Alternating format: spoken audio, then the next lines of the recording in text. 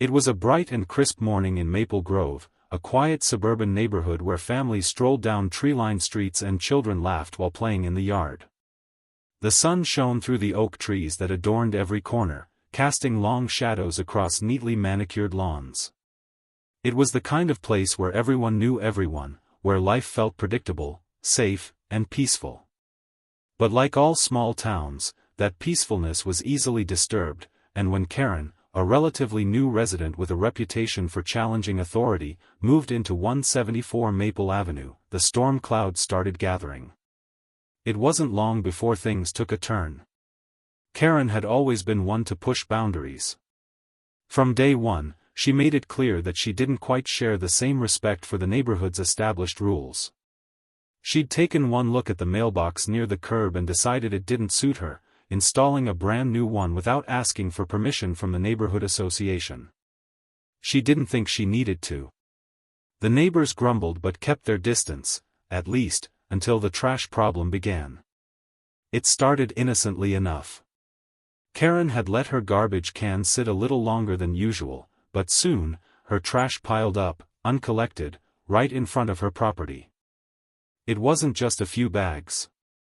No, this was a full-on trash heap, the kind you'd expect to see outside of a house with a problem, perhaps a broken garbage truck or a family struggling to keep up with their waste. But this wasn't that. No, Karen had decided she simply didn't care. The neighbors noticed the pile growing. It began as an eyesore, one bag here, another there, until her lawn was entirely taken over by bags of refuse. Plastic bottles, cardboard boxes, half-eaten takeout containers, the kind of trash that didn't belong in a suburban neighborhood. Soon, people started whispering. It wasn't long before complaints were filed with the local authorities. At first, people were hesitant to involve the police. After all, it was just trash, right? But when the smell became unbearable and the eyesores started attracting rats, the frustration reached a boiling point. Neighbors were angry. More complaints were made, and finally, the Maple Grove Police Department sent Officer Thompson, a no-nonsense veteran cop with a calm demeanor, to investigate. He'd dealt with far more complicated issues than a trash dispute, but he also knew the importance of maintaining order in a tight-knit community. He pulled up to Karen's house in his squad car, his mind made up, he'd get this sorted out quickly and move on to more pressing matters. Officer Thompson knocked on the door, his boots crunching on the gravel driveway. A few moments passed before Karen, wearing an old, worn-out robe and slippers, appeared at the door, looking slightly disheveled but defiant. Without waiting for him to speak, Karen gestured toward the pile of trash that had become the talk of the neighborhood. "What's the problem?" she asked. "This is my yard, and I'll put my garbage wherever I see fit." Thompson blinked, trying to keep his cool. "Ma'am, the problem is that you're violating neighborhood codes. You're supposed to keep your trash inside the bins and not leave it lying around like this. It's become a public nuisance. People are complaining." He kept his voice neutral but firm. Karen raised an eyebrow, her lip curling into a sneer. "People are always complaining," she muttered. "What's the real problem here? You're just mad because I'm not playing by your little rules. Who cares about a few bags of trash?" Officer Thompson shook his head, his patience wearing thin. "It's not just a few bags, Karen. This is more than that. It's causing a smell, attracting vermin, and affecting the quality of life for your neighbors. This is a health concern." But Karen wasn't backing down. "You and your health concerns," she scoffed. "If you've got nothing better to do than come after me over trash, then I'm wasting my time listening to this." She turned and slammed the door in his face. Undeterred, Officer Thompson walked back to his car, pulling out his phone and making a call to the department. He had dealt with stubborn individuals before, but Karen's behavior was something else entirely.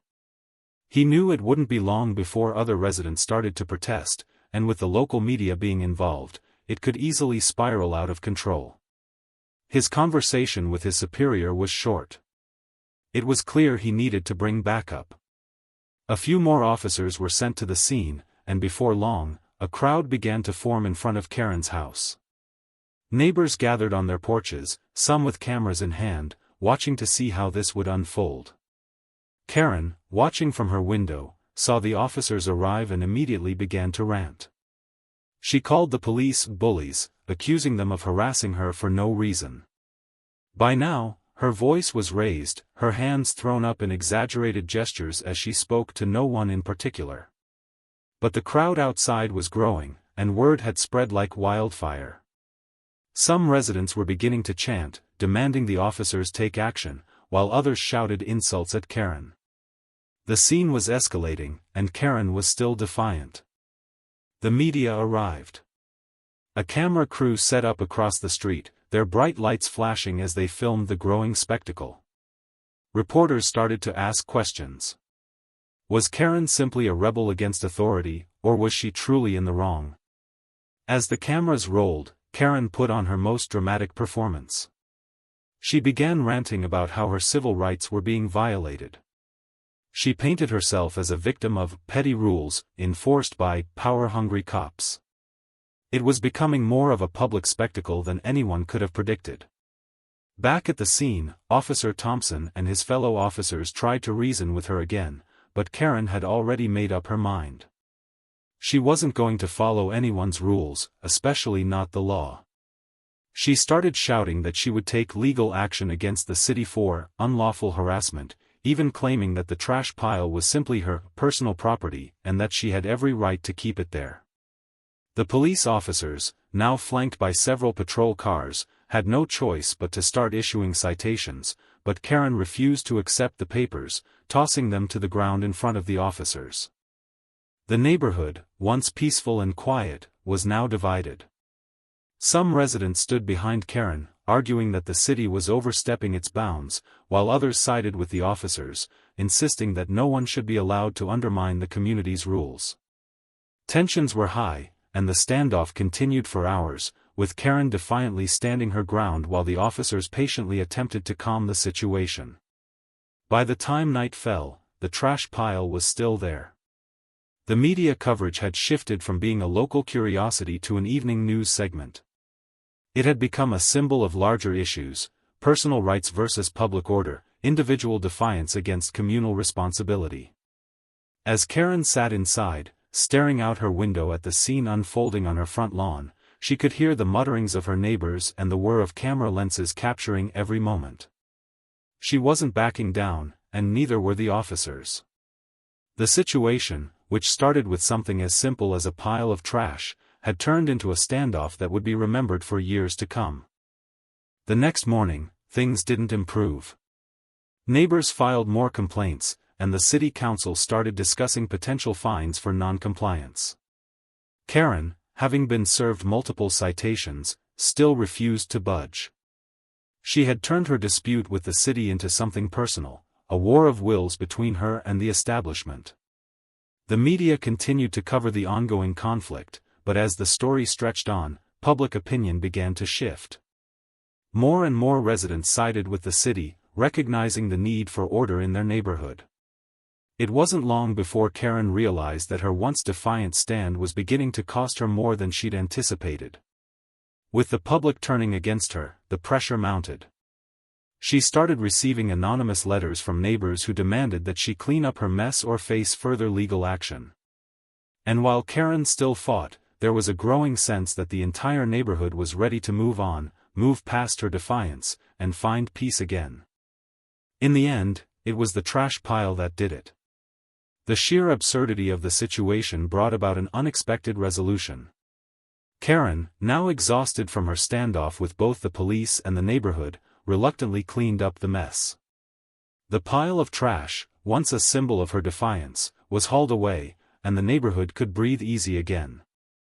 The officers left, and the cameras packed up, but the scars of that day would remain.